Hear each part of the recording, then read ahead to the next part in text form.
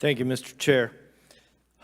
I can see now why things are so tough to get done up here in Washington, D.C. And I also understand why the folks on the other side of the aisle want to distract this conversation from its true purpose. As I look at this memorandum for the purpose of this meeting, I read that it is to examine the audits and evaluations conducted by inspectors general regarding factors that led to the collapse of the Afghan government and its security forces issues when it comes to evacuee resettlement and lessons learned from the evacuation from Afghanistan.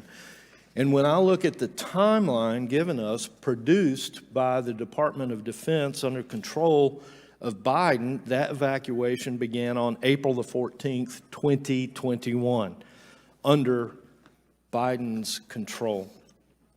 So I'd like to return the conversation back to the purpose of this hearing. And I appreciate all four of you being here and indulging us through the duration of this often distracted process. Mr. Sopka, you've mentioned many, many times that you've not received the cooperation that you would have expected to have received in your investigation. And obviously, while this is the first time I've had a chance to meet you, obviously you've got a long history in testifying before this committee. And so based on that history, what would be the advice to this committee as to what our next steps should be given the obstruction that you are getting from the current administration?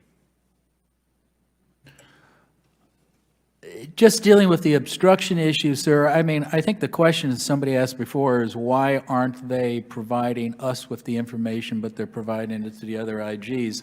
I would seriously like to find out why they're doing that. If you're talking about just the obstruction, I'm not talking about your obstruction that you may have related to other investigations. I'm talking about my problem. I have a job to do, and I'm not able to do that job because of state and aid, and mainly state because they've issued this ridiculous legal opinion basically saying I no longer exist. Thank you. And so what would be your advice to this committee as to enable you to do your job? What can we do to enable you to do your job? Well, call in the administration and have them explain it. And, you know, look, I used to work for... Perfect. Okay. That's all I need. Thank you. Mr. Storch, do you know, through your investigation, was there any specific consideration given to sensitive equipment that might have been left behind? We've talked about broken equipment and flat tires and all the other things that might have been left behind. A total of $7.2 billion, I heard you testify. Was there any specific consideration to sensitive equipment?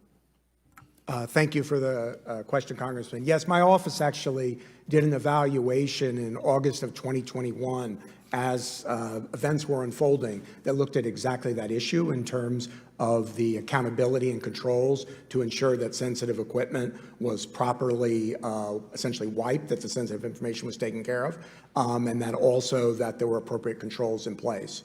And essentially, we found that there were concerns that some of the sensitive information had not been taken off it before it was turned back in. Now, to be clear, this is being turned back in to the United States authorities.